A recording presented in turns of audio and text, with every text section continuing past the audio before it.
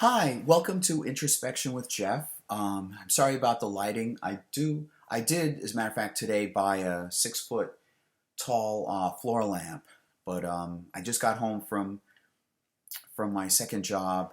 Um, it's close to it's a 8:24 right now at night, and I'm raring to go. I wanted to talk about some sublimity, sublime relationships. Frankly, for quite a number of years, kind of since college, maybe my college years, I wanted some kind of sublime relationship, especially with my cousins. And that means a lot to me now that my mom is dead. Um, I had a sublime relationship with her.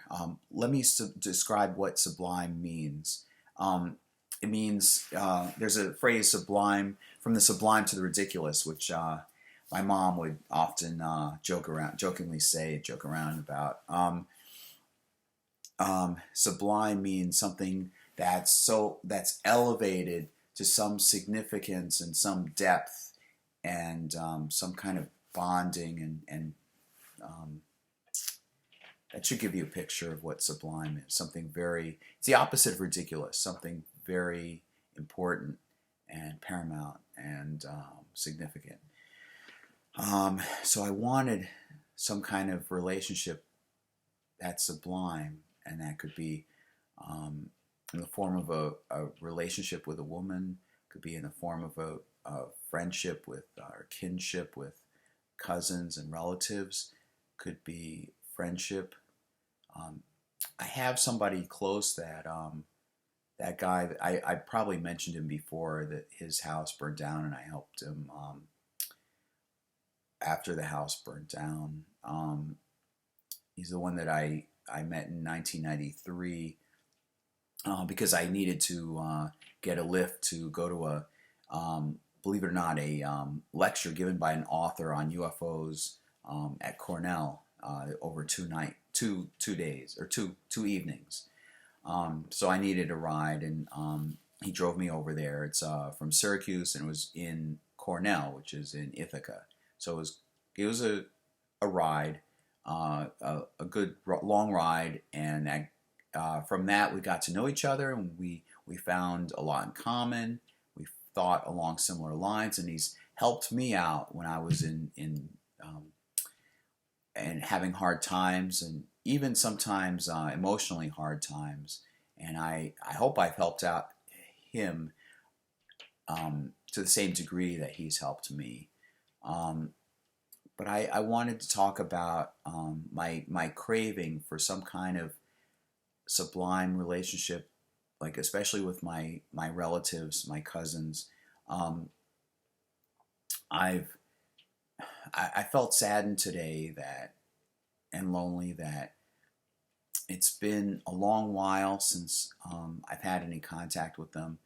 A few days ago, maybe yesterday or the day before, I sent an email to my first cousin's wife, wishing her a happy Thanksgiving or whatever. I don't remember. And it's been a long time, since August 21st, that I reached out to their daughter, and that the daughter replied back to me and said that Instagram was the best way of contacting her because she's usually busy with her child.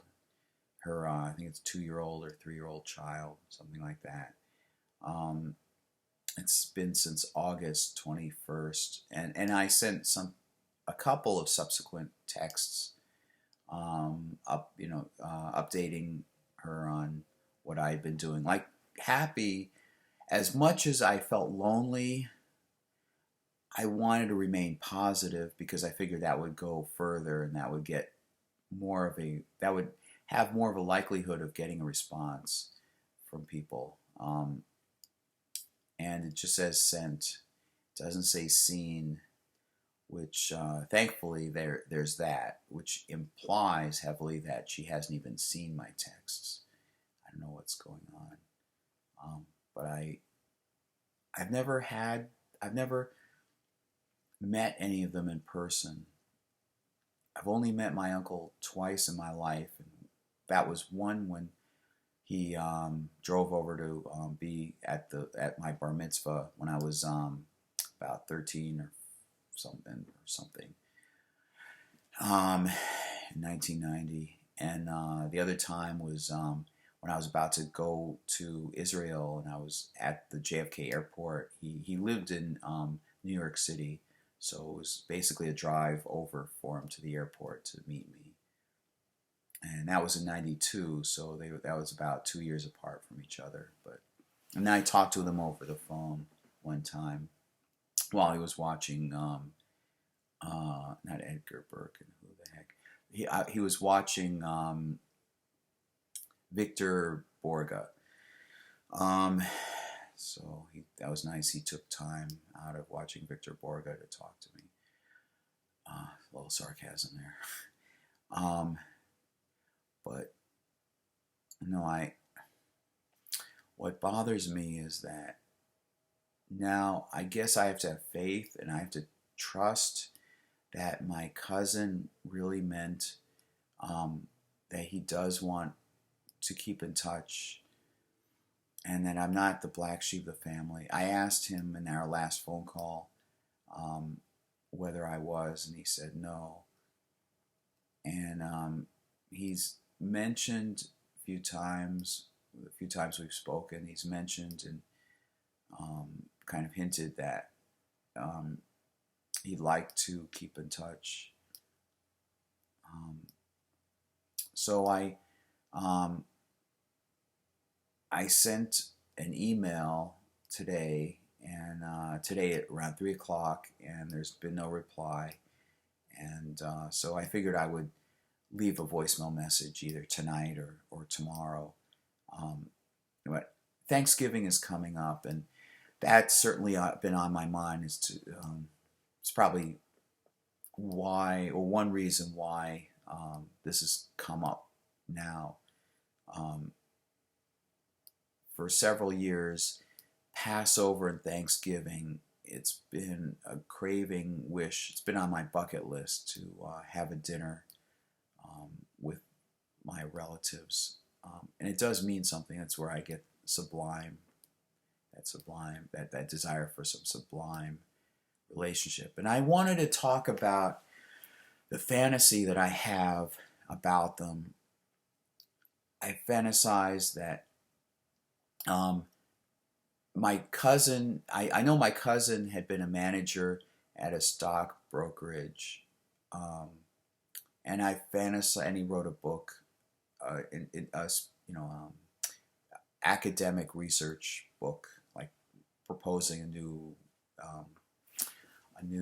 perspective on something related to the stock market. But my fantasy has been that when I meet him, he would be smart. He would be something like he would have some traits that my mom had. He would be smart. He would be caring. He would open up to me. He would be welcoming. He would welcome me as part of the family. He wouldn't be stern. He would be kind, and he'd want to share with me things that interest him. And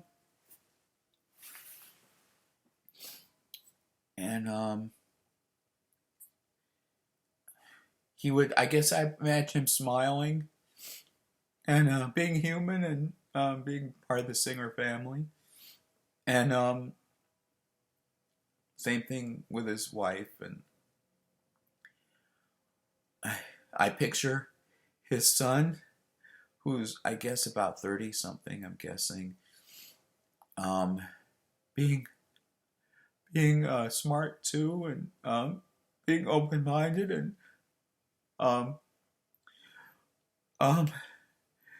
like I would notice traits in him that I have in myself, and they'd be part of my family too. I could feel some connection with them. And same with his daughter.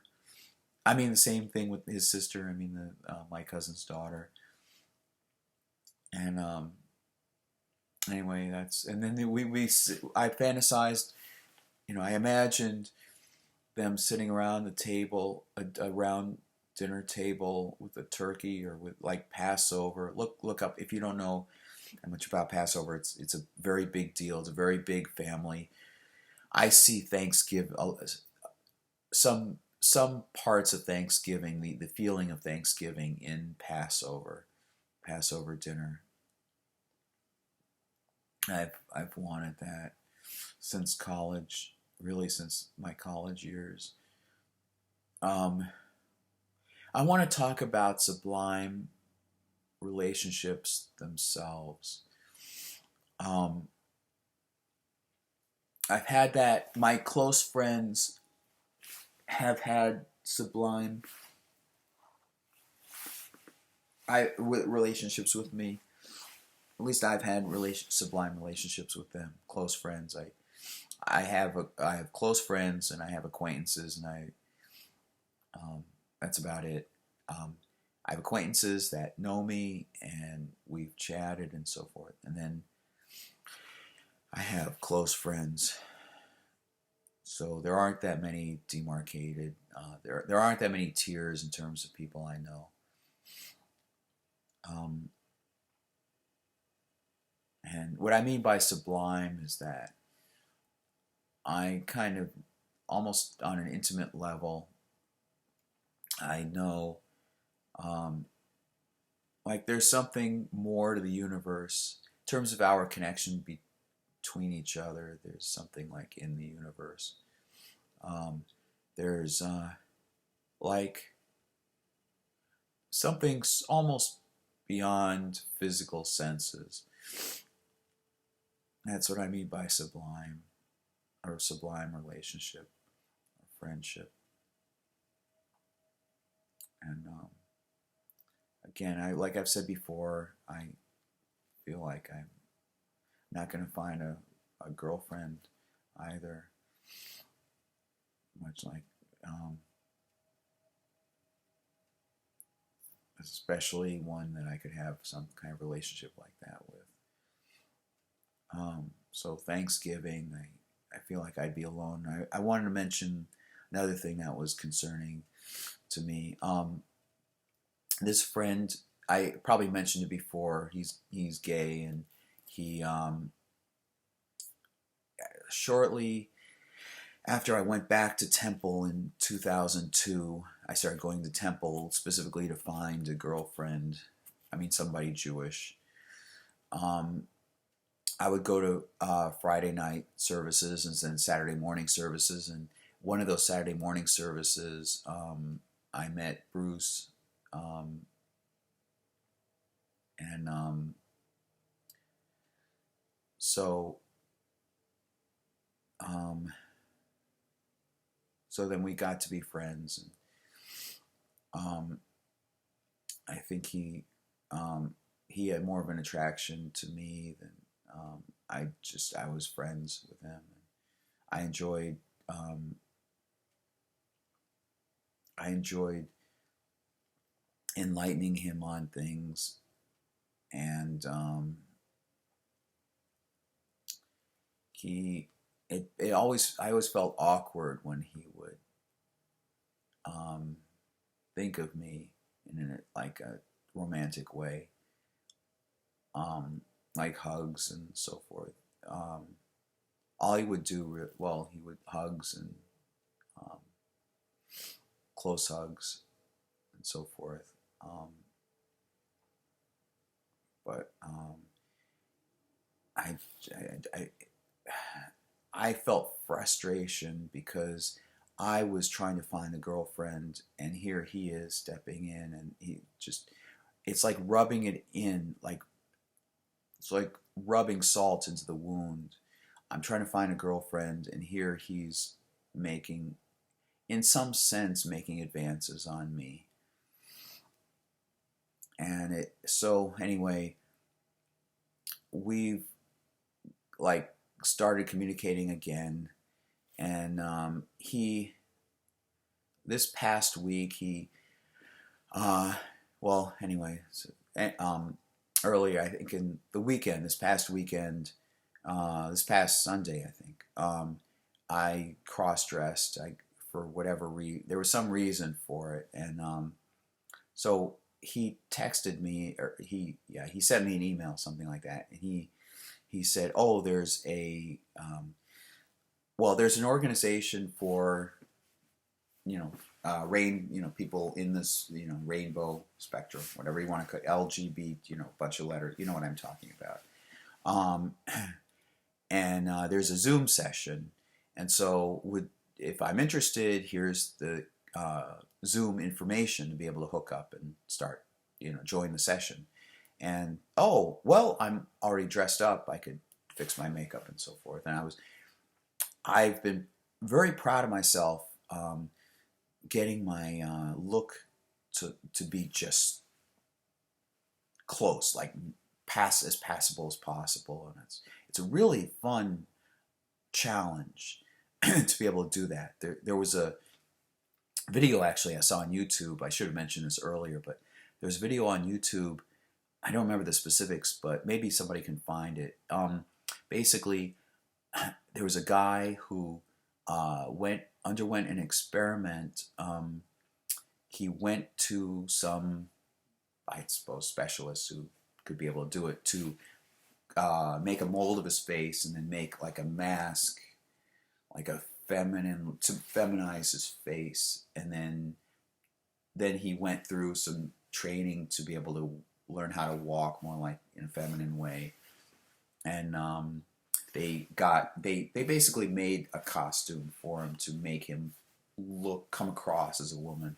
So the experiment was, could he be able to go to like a nightclub and go to I think it was a restaurant, something like, or a cafe, something like that. He went to a nightclub and he danced with a few people, and he got a few numbers. So something was working. Of course, I guess maybe it was dark enough, but but he got a few numbers, so something was working, and this really intrigued me. And he was sitting in a cafe, and I think it was his mother. Anyway, his parent didn't even recognize him, and I think that was one of the earliest videos that served as a catalyst, an inspiration for me to see if I could do that. Because as I probably said before, I want to experience what it's like to be in a woman's shoe, like literally in a woman's shoes, and experience what it's like as close as possible. And there's some envy I have about women, that some things that guys can't do. So, like, for one thing, like doors being open for you, and what is that like, and showing attention. I probably mentioned this even earlier in this video, but nobody's told me I'm attractive. I mean, my mom, nobody's ever said that. And like, for example, today, I've gotten this before. For example, today I was working in the supermarket, and during the shift, sometimes I would look up and I would see women pushing shopping carts, obviously, and occasionally I'll look and happen to catch them looking in my direction, and look. I don't mean they're gawking or whatever. I don't mean they're gawking, because I can't even tell whether I'm not even certain whether they're looking at me. They're kind of like looking towards me. When they look, I like look and catch them, and they like turn their head and like continue moving. So I guess I get some impression of that. My mom told me in my 30s and 40s, I mean, when that age, maybe even earlier, that I'm very attractive to the opposite sex. It's nice that a mom would say that. It doesn't really go towards anything, but at least it reassured me that I'm attractive. And based on what people say that makes a guy look attractive, I think I have those features. I mean, like a long jaw, and I have smooth skin, and I youthful appearance, nice voice. just no woman has ever told me I'm attractive. So when I dress up, not that this is a real motivating factor, but it's a nice perk, I guess, when I dress up and cross dress, and when I send photos to my friends, like the one at Temple and the one coworker at my earlier job at when I was working at the outpatient clinic, the outpatient mental health clinic. They've said, "Oh, looking good, or looking beautiful, or wow, that's pretty," or something like that. So, and I think I do look pretty dressed up like that. I've uploaded. Look through my playlist for those earlier videos, because I've done them like just only a couple of videos ago. You'll see my look. As a matter of fact, today anyway, let me describe what's happened. So back to the Zoom session. So there were only the three of us. I thought I imagined there would be more people, but it was just myself and that guy I was talking about, and this other kid who's 38 but looked like 28. So the session was over, and then the guy I was talking about before said, if I want to, I can call him after the session. So I did, and then, I mean, I don't mind. I mean, he is a nice friend, and I'm not one to just ignore him. I shouldn't say that. He goes by she now. He identifies as female. So, all right, from now on, I'll try to remember. I'll refer to this person as she. Sorry. So I hope the volume control didn't spike up that cough. Sorry. So she invited me, because this coming weekend is Thanksgiving. There's the Friday night Jewish service and the Saturday morning Jewish service will be by Zoom. So he invited me to go over to his house, and then we could Zoom there, and then we could do the same thing Saturday morning, and then maybe afterwards go to Applebee's. So he also said that he's mentioned my Samantha. He's mentioned Samantha to some other people there, and he mentioned that there are like 5 or so trans people there, and very open and so forth about it. And here's the crux. I'm eager to cross-dress and go out in public and see if I can pull it off, because I've improved remarkably. Again, look at the videos I just posted, like a couple, 2 or 3 videos ago. And I've even improved. I've gotten like beige lipstick. Today I got a winter coat to go over it. I mean, if we go to Applebee's afterwards, I got women's rain boots. I got women's jacket, dark jacket, and I have a woman's hat, women's gloves, and I picked out the clothing I'd wear and so forth, everything. So I wonder, sorry, again. So I wonder if, again, I cough. I wonder if I can pull it off. It'd be interesting to go to Applebee's. And I've thought about this for a while. I don't plan on it. I haven't had the need, fortunately, hasn't come up. But if I do have to go to the bathroom, I will go to the men's room. There's been discussion about, cross-dressers and transgender and so forth going and invading, and that's how especially in terms of cross-dressers, that's how I see it. I mean, transgender, that really is a problem. But to get political for a bit, I understand women's women's real concerns about um, cross dressers and people claiming to be transgender or whatever, or just transgender and not looking transgender, going into women's bathrooms and using them. I mean, it is scary. I understand, and I was saying before, I can put myself. I want to experience things from a woman's point of view and woman's experiences and so forth. Like that's an example. I can understand that. I hope that shows my maturity and my open-mindedness. So as a cross-dresser, I respect that so much that I would I would take it on upon myself. It sounds like so benevolent or something. I mean, I respect it so much that I would it's my responsibility to not go into their space. I would go into a man's bathroom because obviously I'm a man. I identify as a man. I'm doing this for fun. There's no need to do it. There's no need to cross dress. Um, and so I don't want to harm any woman. I don't want to do any of that. And I don't feel right. I wouldn't feel right doing it.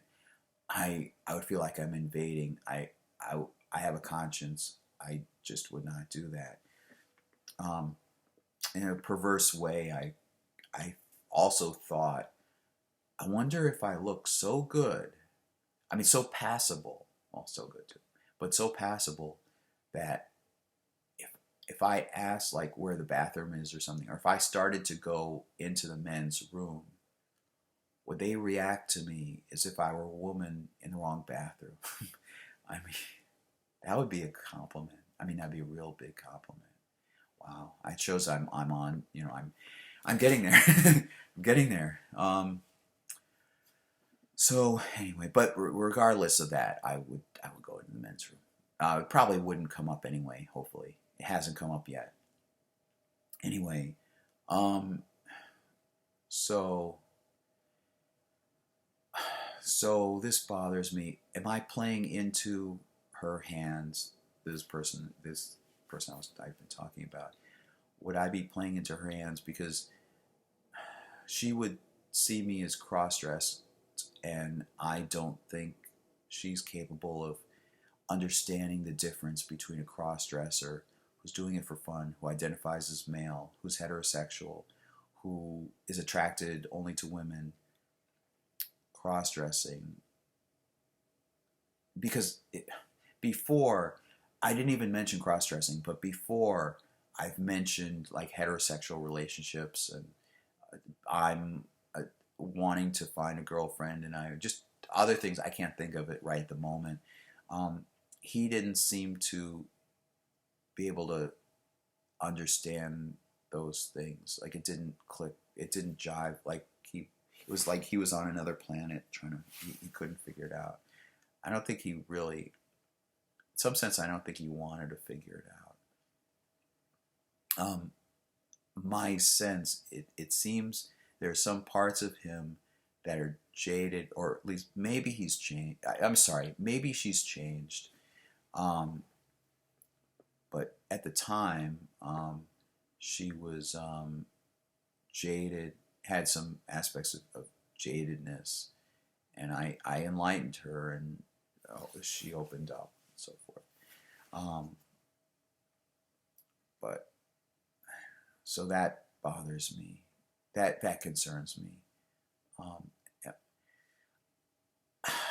there was a woman from Temple that like earlier this year that was interested, very like I was very interested. She suggested, one of us, I think she did, suggested that we could go to a restaurant. I can't. Not Italian something. Rose Garden, Italian Garden. Oh, Olive Garden, to Olive Garden, delicious place.